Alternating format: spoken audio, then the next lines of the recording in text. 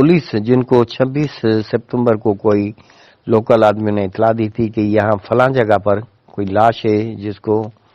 जानवर वगैरह खा रहे हैं, तो उस पुलिस ने उन बंदों को फोन पे कॉल किया। वो बंदे 125 मोटरसाइकिल पर पहुंचे हैं।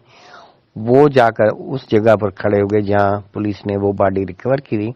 और जाहिद ने भी तस्दीक की, हाँ यही जगह है, यहाँ मैंने माजिदा को दफन किया था। वहां ही उसको पत्थरों से मारा है और वहां एक जगह पर पत्थर देकर उसको दफन कर दिया है। लेकिन ये कहानियां काफी चेंज करता था। अस्सलाम वालेकुम।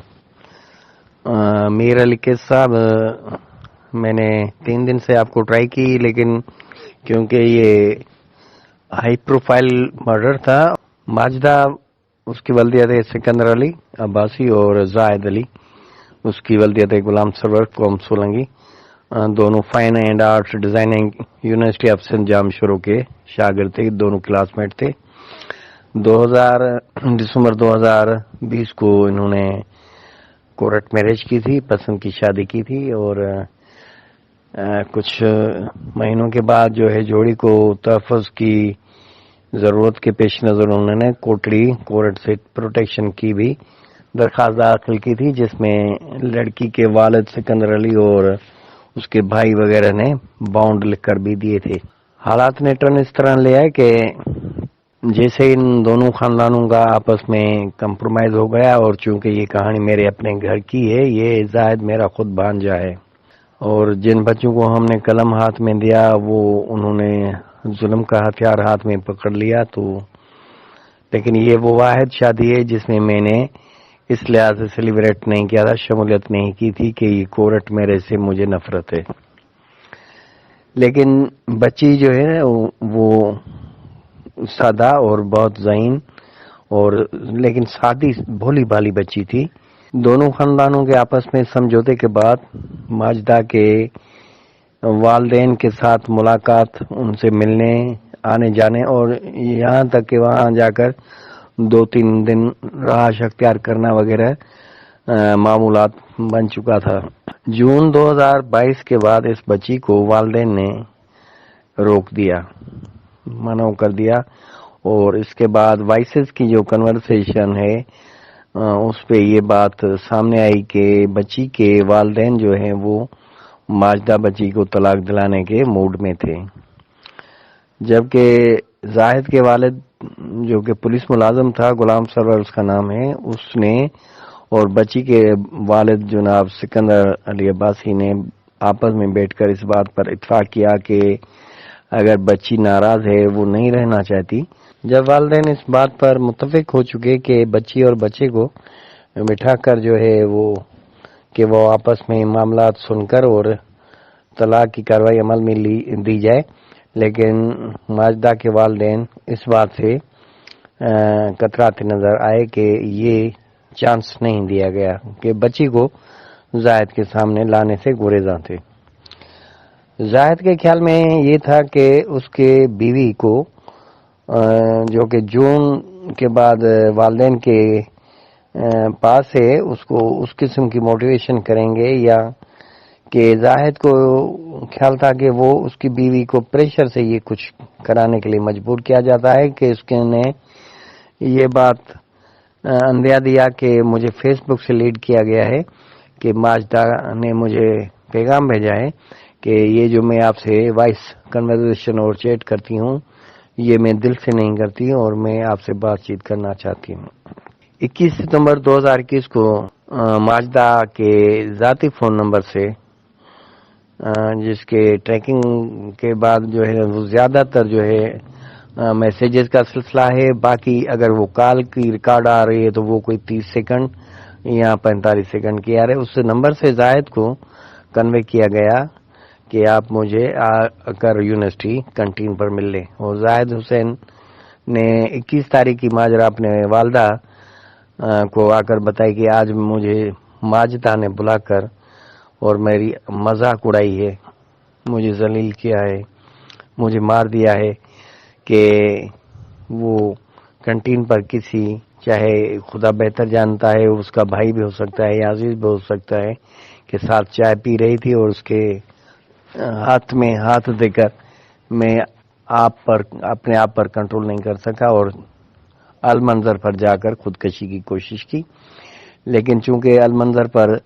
رش ہونے کی وجہ سے وہ خودکشی کے عمل کو سر انجام نہیں دے گا اور واپس اپنے ماں کے پاس آ کر کے امی اب مجھے یاد آ گئی کہ امی کا کیا ہو گیا اور میں نے خودکشی نہیں کی، یہ قصہ سنایا۔ دوسرے روز وقوع والے دن 22 ستمبر 2022 کو زاہد دوبارہ صبح جلدی تیار ہو کر نکلے کہ والدہ نے پوچھا کہ کہاں جا رہے ہو، کیونکہ گھر میں اس کی جو روٹین معلوم ہوئی ہے کہ وہ آدھے گھنٹے یا 20 منٹ کے لیے گھر سے جاتا تھا تو اپنی والدہ یا اپنے والد کو بتا کر جاتا تھا۔ تو اس نے کہا میں تھوڑا کام ہے اور 12-1 بجے تک آ جاتا ہوں، اور وہ یونیورسٹی چلا گیا۔ یونیورسٹی جانے کے بعد جو ماجدہ اور زاہد کی لوکیشن تھی وہ ساتھ وہ یونیورسٹی سے نکلے، اس کے بعد مہران یونیورسٹی گئے ہیں، مہران یونیورسٹی کے بعد وہ المنظر پہ، المنظر کے بعد وہ حیدرآباد سٹی میں ان کی پوزیشن آئی ہے۔ اور زاہد کے واپسی پر جب اس سے یہ پوچھا گیا کہ کیسے تم نکلے، کیا حالات تھی، تو اس نے یہی بات تصدیق کی۔ پھر حیدرآباد سے اس نے بتایا کہ میں نے اپنے بیوی کے فرمائش پر اس کو نتھلی بھی لے کر دی 7,000 کی۔ اس کے بعد انہوں نے گاڑی پر بیٹھ کر سفر اختیار کیا کراچی کی طرف نیشنل موٹر ہائی وے پر۔ زاہد نے اپنے نمبر جامشور اور کوٹڑی ٹول پلازا کے پاس بند کر دیے، جبکہ بچی کے نمبر ماجدہ کے نمبر آن تھے۔ بچی کے بھائی زہیب عباسی نے اپنے بہن کو تقریباً 3 بجے کے قریب کال کی کہ پوچھا کہ ماجدہ آپ نے لیٹ کی ہے، میں تمہیں لینے آ جاؤں کہ کیا ہے۔ ماجدہ نے اپنے بھائی سے غلط بیانی کی ہے کہ میں جسٹ لائٹ پوائنٹ پر بیٹھی ہوں اور میں تھوڑی دیر میں پہنچنے والی، لیکن وہ لوکیشن نوری آباد تھی۔ زاہد کے بقول جب وہ نوری آباد کراس کر رہے تھے جہاں وہ ڈیورشن ہے، تو نوری آباد کراس کر کے وہاں کراچی سے اپ سائڈ پنجاب جانے والے ٹریک پر وہ انہوں نے ڈیورشن لی ہے، اور وہاں کوئی ہاؤسنگ سوسائٹی زیر تعمیر ہے، اس کے ٹریکس وغیرہ روڈ بننے ہیں، وہاں وہ اتر گئے ہیں ہائی وے سے نیچے شمال اور مغرب کی جانب، اور کہیں جا کر ایک ایسی جگہ پر رکے ہیں جو کہ ایک ویڈیو کلپ میرے پاس ہے، میں آپ کو بھیج دیتا ہوں، لیکن وہ کیونکہ رات کی ویڈیو کلپ ہے آپ کو واضح نہیں ہو سکے گی، اور یہ بھی ہے کہ اس میں جو وہ ڈائریکٹ بیان ہے تو آپ اگر اس کو ویڈیو کو پیج پہ رکھیں گے تو اس کی آڈیو کو آپ نے حذف کر دینا۔ تو وہاں جا کر زاہد کہتا ہے کہ میں نے جب میری بیوی مجھ سے گستاخی کی ہے، مجھے گالیاں وغیرہ دی ہیں، حالانکہ واقعہ ہونے کے بعد ہر کوئی یہ کہتا ہے بہتر یہی ہوتا کہ اس کی جان لینے کو اس کو کوئی جواز نہیں تھا، گالیاں دی چاہے کچھ بھی کی، لازمی اس کی بھی تکلیف ہوگی، اور اس نے وہاں ہی اس کو پتھروں سے مارا ہے اور وہاں ایک جگہ پر پتھر دے کر اس کو دفن کر دیا ہے۔ لیکن یہ کہانیاں کافی چینج کرتا تھا۔ مورخہ تقریباً 25 کے شب کو زاہد کے والد کو فون پہ اطلاع ملی کہ آپ کا بیٹا نوشر افروز سے اس کی اطلاع ملی ہے کہ کسی طور پر وہ آپ سے ملنا نہیں چاہتا، لیکن اس کی حالت مشکوک ہے، وہ سہما ہوا ہے، اور فوری طور پر زاہد کے ورثاء جو ہیں وہ زاہد کو لینے پہنچ گئے،